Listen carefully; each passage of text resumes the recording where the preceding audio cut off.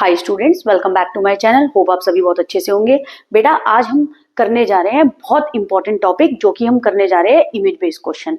और ये आपके इस बार के सैंपल पेपर में भी है। और आपके सैंपल पेपर में एक 4 मार्क्स का क्वेश्चन था और एक 1 मार्क्स का क्वेश्चन था।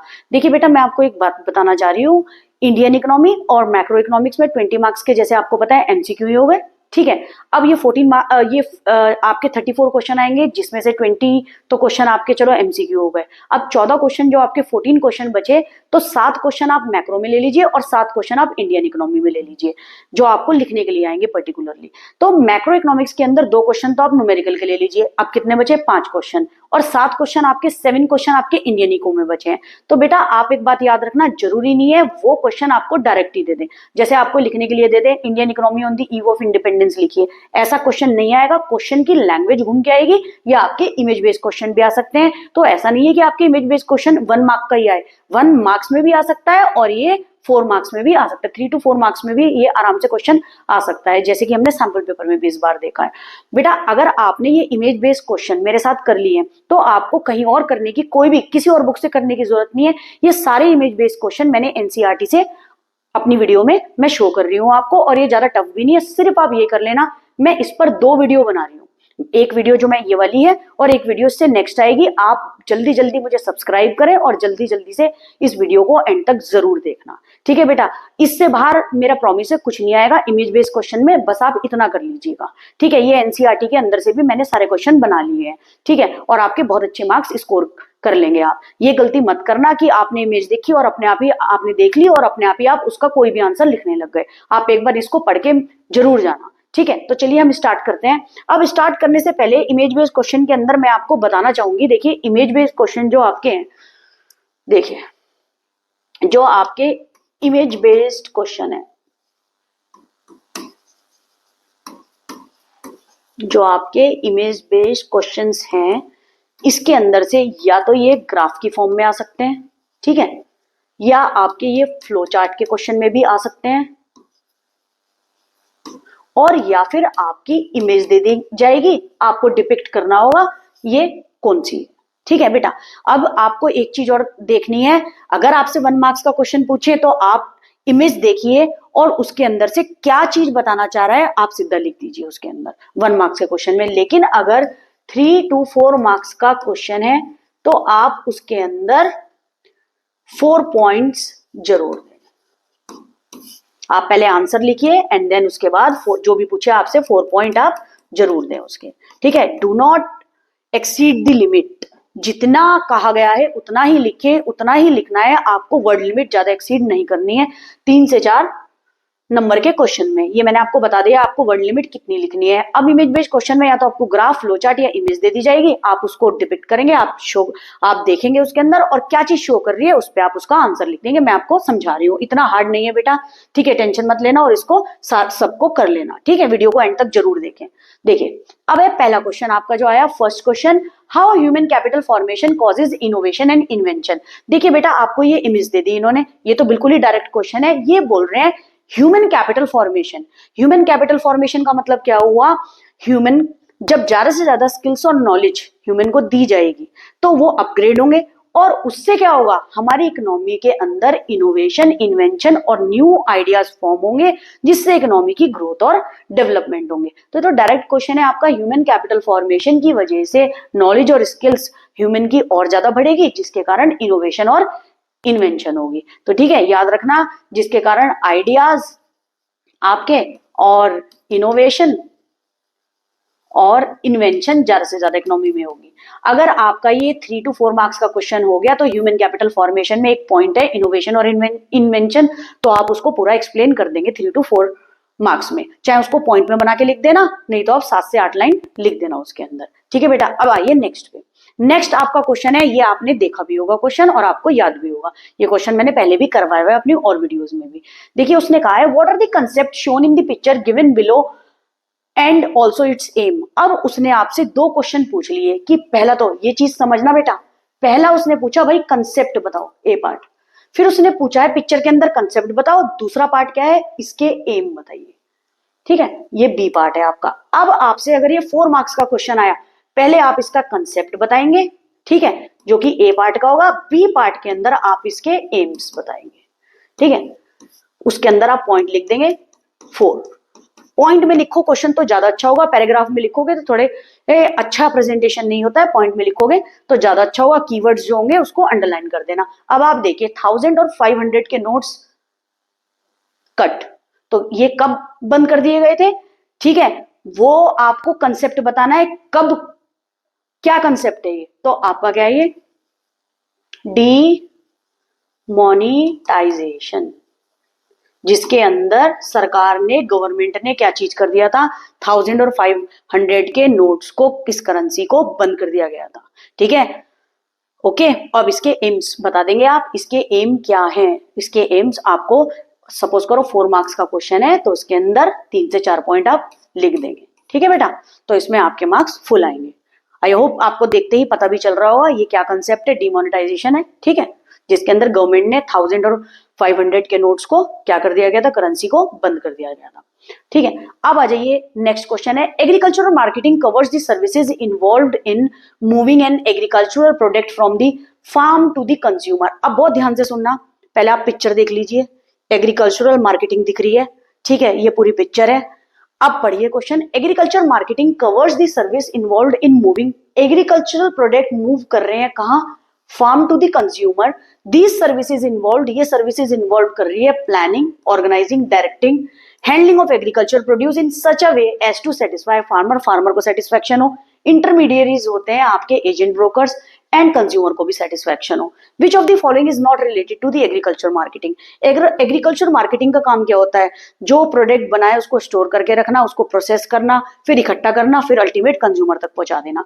तो इसमें से क्वेश्चन क्या पूछा, which of the following is not related to the agricultural marketing, agricultural market से क्या रिलेट नहीं कर रहा है। तो आप देखिए, स्टोरेज भी कर रहा है, प्रोसेसिंग भी कर रहा है, गैदरिंग भी कर रहा है, जो नहीं कर रहा है वो क्या है, यूज ऑफ केमिकल फर्टिलाइजर। यहाँ यूज ऑफ केमिकल फर्टिलाइजर्स की कोई बात नहीं हो रही है, पेस्टिसाइड, इंसेक्टिसाइड, हम कोई भी केमिकल फर्टिलाइजर्स को यहाँ यूज नहीं कर रहे हैं, हम यहाँ बात कर रहे हैं एग्रीकल्चरल मार्केटिंग की। तो इसका आंसर क्या हो गया, C part, use of chemical fertiliser. I hope आपको देख के पता भी चल रहा होगा, बहुत ईजी है बेटा, अच्छी तरीके से करना इसको, इससे बाहर कुछ नहीं आएगा। और वीडियो को ज्यादा से ज्यादा सब्सक्राइब करिए, जितने बच्चे इसको देख रहे हैं प्लीज इसको सब्सक्राइब करिए ज्यादा से ज्यादा, और बच्चों का भी फायदा होगा, और वीडियो को एंड तक जरूर देखना। देखिए बेटा आगे, अबे आगे आपका, आप एक चीज देखिए, identify the situation depicted in the given image and categorise the 3 main causes. पहले तो situation depict in the A part, भाई उसके 3 कॉजेज बी पार्ट। तो आप ये देख रहे हैं, ये एक बॉक्स है, इसके अंदर से लोग गिर रहे हैं, देख रहे हैं, और ये लाइन में लगे हुए हैं सारे, और ये क्या है, जॉब सेंटर, ठीक है। तो ये क्या हुआ आपका ए पार्ट, आप क्या लिखेंगे, the situation depicted in the given image is unemployment, ठीक है। और बी पार्ट क्या है, categorise the 3 main causes. 3 main causes आप इसका बता देंगे।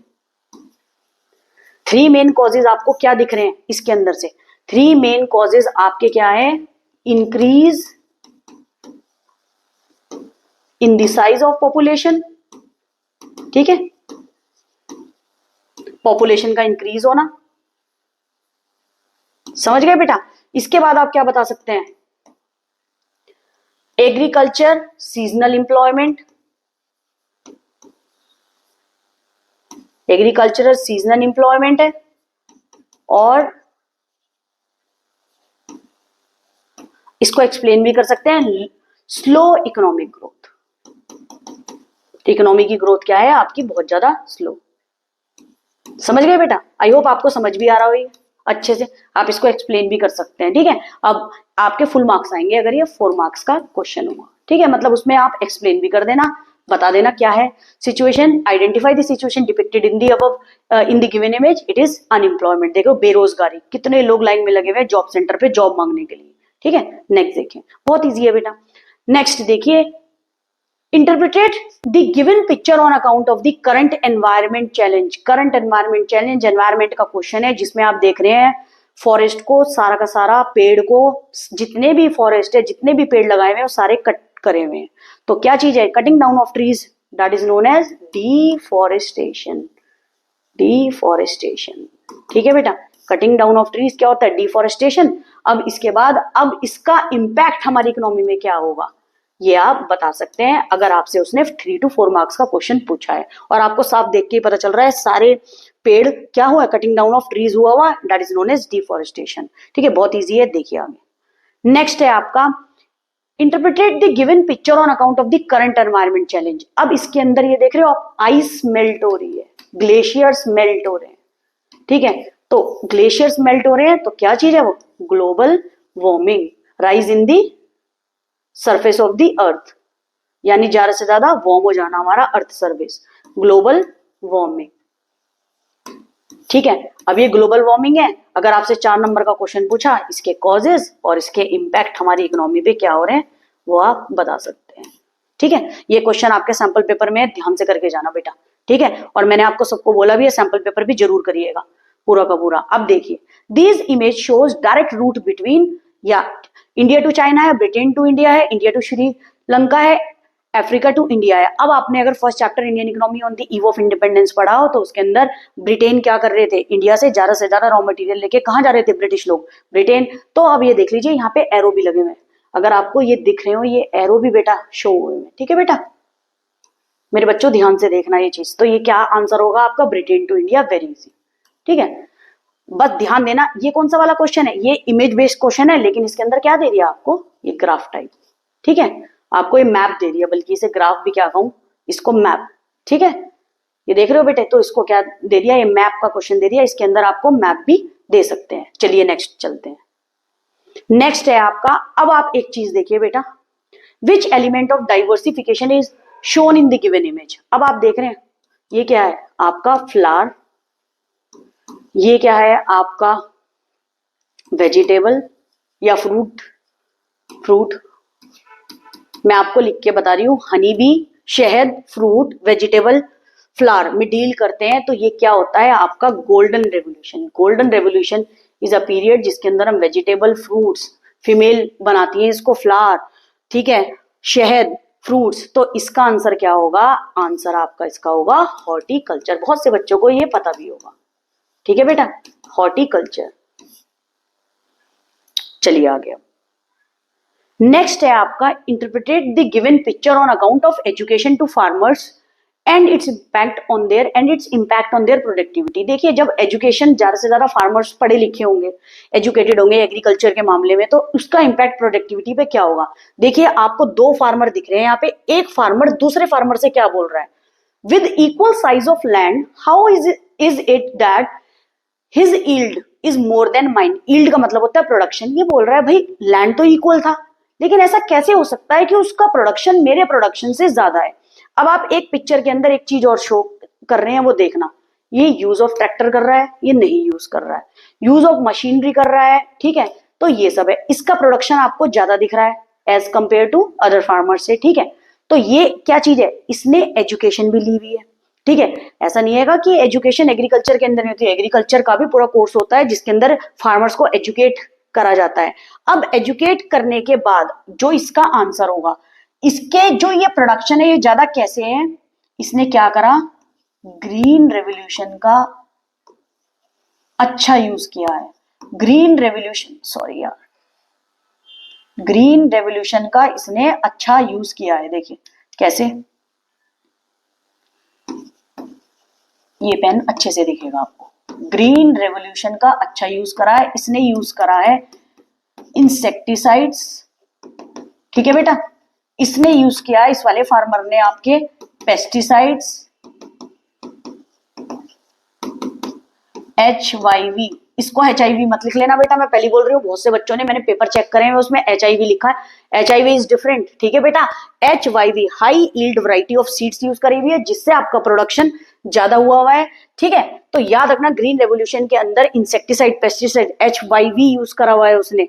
ठीक है, केमिकल फर्टिलाइजर्स यूज करे हुए हैं, ट्रैक्टर यूज करा हुआ है, मशीन यूज करी हुई है, एजुकेशन है उसके पास रिगार्डिंग एग्रीकल्चर। तो इससे क्या होगा, उसका प्रोडक्शन इंक्रीज हुआ। तो इसका आंसर आपका क्या है, ग्रीन रेवोल्यूशन। मैंने आपको समझा दिया है, अगर ये 3 to 4 मार्क्स का क्वेश्चन है ग्रीन रेवोल्यूशन के बारे में, आप अच्छे से समझा देना। ठीक है बेटा, बहुत अच्छा क्वेश्चन है, इसको अच्छे से कर लेना। ठीक है, और इजी भी है। पिक्चर देख के आपको इमेज देख के समझ भी आ रही है। अब आप आ जाइए नेक्स्ट पे, identify the concept depicted in the given image. देखिए आप ये कंसेप्ट देख रहे हो, ये कंप्यूटर पे काम कर रहे हैं, ये कंप्यूटर पे काम कर रहे हैं, ठीक है। अब एक चीज ध्यान से सुनना, ये कौन सा सेक्टर है आपका, आईटी सेक्टर, जिसपे कंप्यूटर पे वर्क चल रहा है, ये भी कंप्यूटर पे वर्क है, ये भी कंप्यूटर पे वर्क है। तो व्हेन वन कंट्री, ठीक है, व्हेन वन कंट्री क्या कर रही है, बिजनेस कर रही है और अदर कंट्रीज के साथ, when one country integrates the economies of other countries, that is known as what, globalization। ये क्या हो रहा है, ग्लोबलाइजेशन। ठीक है बेटा, अगर 3 से 4 नंबर का क्वेश्चन आया, कंसेप्ट बताइए और उसके बाद उसके बारे में लिख देना, ठीक है। नेक्स्ट है आपका, interpreted the given picture on account of the strategies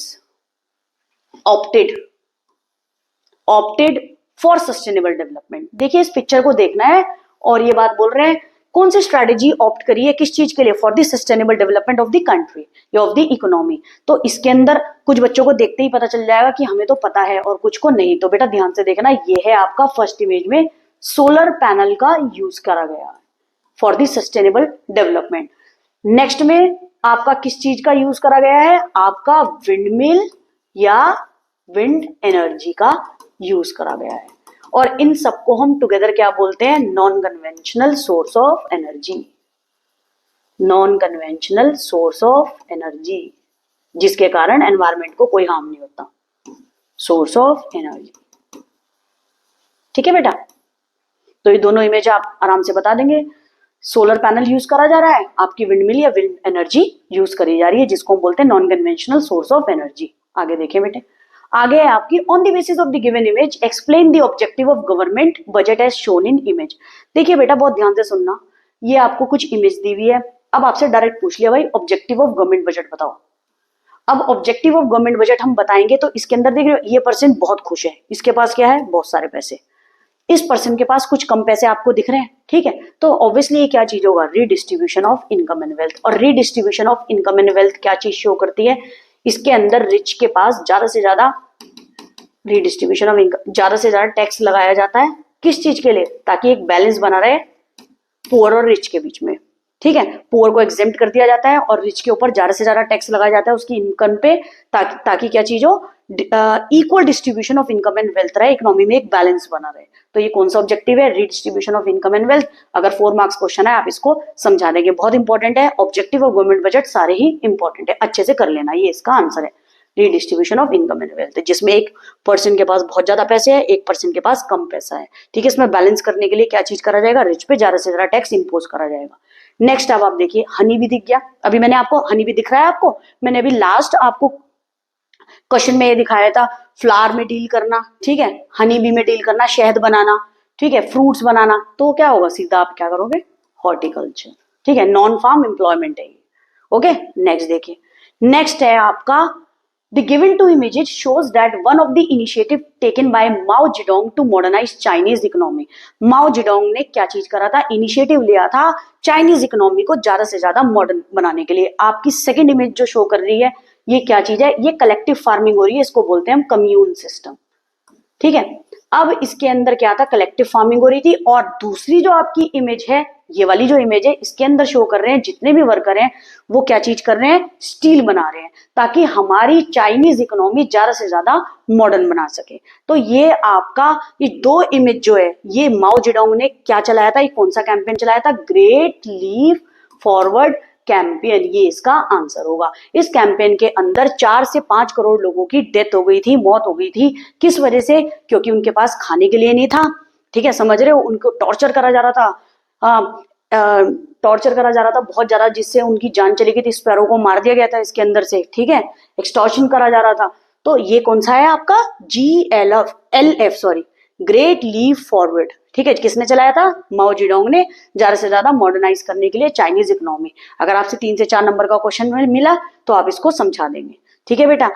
ये मैंने आपको एक वीडियो के अंदर इतने इमेज बेस्ड क्वेश्चन करा दिए हैं। अब आपको सेकंड वीडियो आएगी आपके पास जिसके अंदर थोड़े से और होंगे, उनको भी आप जरूर से कर लेना। इसके बाहर कुछ नहीं आएगा इमेज बेस्ड क्वेश्चन, ये मेरा प्रॉमिस है। अब आप प्रॉमिस करिए आप अच्छे से इन क्वेश्चंस को करेंगे। बेटे बहुत मेहनत लगती है वीडियो बनाने में, इस वीडियो को एंड तक देखें और ज्यादा से ज्यादा बच्चे सब्सक्राइब करें और बच्चों का भी फायदा हो और हमारे वीडियो को ज्यादा से ज्यादा लाइक और सब्सक्राइब करें। Thank you so much.